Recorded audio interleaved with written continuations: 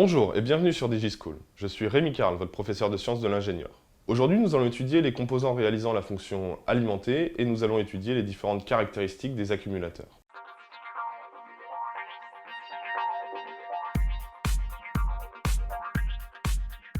Quand on cherche à dimensionner ou à choisir un accumulateur quand on a un projet technique, par exemple, ce qu'on va faire, c'est qu'on va aller sur un site d'un constructeur, on va taper sur Google recherche d'accumulateurs, et on va arriver donc sur une première page qui va nous donner quelques informations assez génériques et commerciales, et puis ensuite on va chercher ce qu'on appelle les datasheets, ou les fiches techniques, ou technical specifications, qui vont nous donner un peu plus de détails sur les caractéristiques techniques de l'accumulateur en question. Donc ce qui va attirer notre attention et ce qui va être des critères de choix, évidemment, quand on va choisir des accumulateurs, c'est d'abord, évidemment, ici la dimension, puis la forme, ça sera un critère qu'on appellera l'encombrement. Si on essaye de faire quelque chose de transportable, on va essayer de minimiser un peu la taille, d'avoir le meilleur rapport densité énergétique, etc. Le poids va aussi nous importer, quand on dimensionne une batterie d'ordinateur, par exemple. Et puis ensuite, on a évidemment la technologie qui va nous intéresser. Donc ici, c'est une batterie rechargeable nickel-cadmium et tout un tas d'autres paramètres. Alors je vais citer la tension mini en décharge, la capacité nominale, la capacité mini, le courant de décharge, etc., etc. Donc tout un tas de caractéristiques techniques qui vont nous permettre de choisir et de valider ou non ce choix d'accumulateur. On a aussi des températures de fonctionnement qui sont assez caractéristiques dans les composants électroniques, etc., etc. On nous donnera aussi les temps de recharge, etc., etc.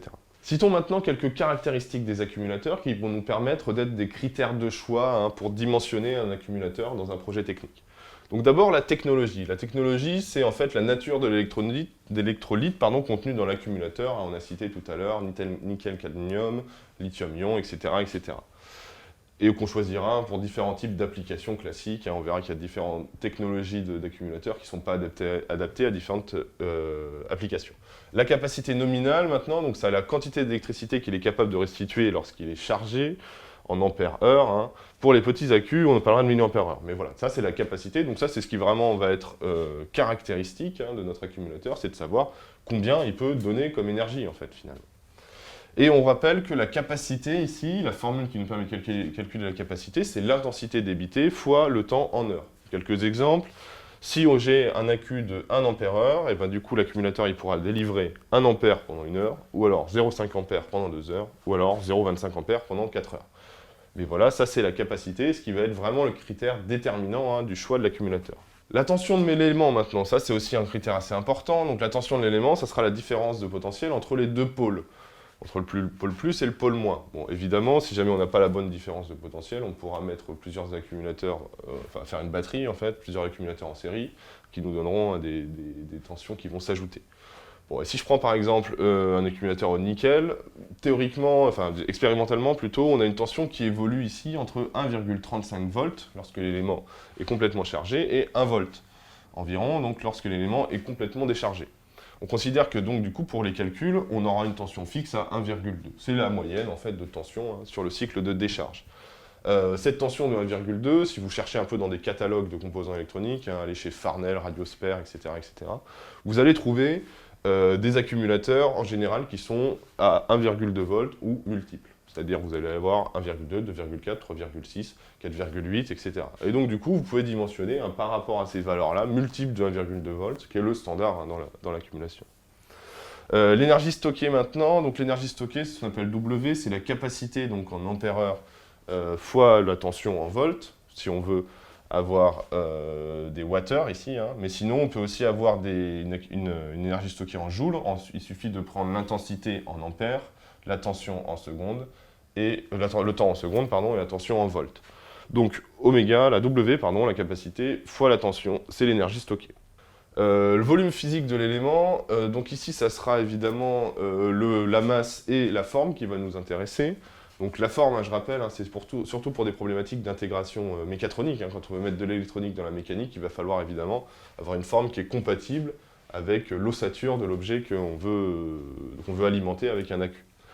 Donc ça sera proportionnel à la capacité, parce qu'évidemment, plus on aura une grande capacité, plus on aura un accumulateur de grand volume. Tout ça pour une technologie donnée, évidemment, vous verrez que la lithium-ion est la meilleure densité d'énergie, donc elle sera plus petite pour une capacité égale que la nickel-cadmium, par exemple. Donc les éléments sont généralement cylindriques, hein, donc ça c'est un peu le format standard. Pour des raisons de compatibilité, il existe des formats standards, donc correspondant pour certains formats du R03. Donc ça c'est les piles qu'on trouve dans le commerce qui alimentent vos télécommandes, vos calculatrices, etc. etc. Donc on s'adapte au format standard. Ça ressemble beaucoup à une pile, à un accumulateur, hein, sauf qu'il y a écrit dessus rechargeable et que vous pouvez le recharger avec des dispositifs que vous pouvez acheter dans le commerce. L'énergie massique, donc il est intéressant d'avoir une idée évidemment de l'ordre de grandeur de l'énergie massique. Cette énergie s'exprime en joules par kilogramme ou en wattheures par kilogramme. Bon voilà, ici l'énergie massique, hein, comme je vous disais, ça nous donne une bonne information, mais on va vite le voir. Hein, à partir du moment où on a la capacité de la pile et on voit sa forme, hein, on va vite pouvoir se rendre compte de l'énergie volumique et de l'énergie massique. Prenons un exemple ici d'accumulateur au plomb sur lequel on va faire un petit calcul. Donc ici on a un accumulateur au plomb d'une tension 12 volts, d'une capacité 135 ampères-heure et d'une masse 48 kg. Si on veut calculer l'énergie massique, il va bien falloir faire capacité, donc 135, fois tension 12 volts, divisé par 48. Je vais faire le calcul à côté. Ici, hein, c'est pour calculer l'énergie massique, hein, comme je disais tout à l'heure, qui est un bon indicateur qui va nous permettre de comparer les énergies massiques entre différents types d'accumulateurs ou autres sources d'énergie. Donc ici, si je dois faire juste ce calcul, petit rappel pour faire un peu de calcul ensemble, donc 135 fois 12 divisé par 48, 48 c'est 4 fois 12, je simplifie 12, et ensuite je pose la division 135 divisé par 4, je prends 4, 13, 4 fois 3, 12, 12, 13 moins 12, 1, je pose 5, et ensuite, on avait dit 3 fois 4, 12, 12, je retiens 3, 0, et virgule 7, donc on est à peu près, c'était 28, tac, il reste 2, etc. Donc on est à peu près ici à 33,7, donc on a fait des ampères-heure fois des volts, donc ici on a bien des wattheures, divisé par kilogramme. Donc ici on arrive pour une batterie au plomb classique à une énergie massique de 33,7 wattheures par kilogramme. En comparaison, l'accumulateur NiMH de type R6, hein, donc ça c'est les petites piles comme ça, enfin ça ressemble à une petite pile comme ça, on a une énergie massique ici de 72 wattheures par kilogramme. Donc on a à peu près multiplié par 2 l'énergie massique quand on est passé de la batterie au plomb à l'accumulateur NiMH.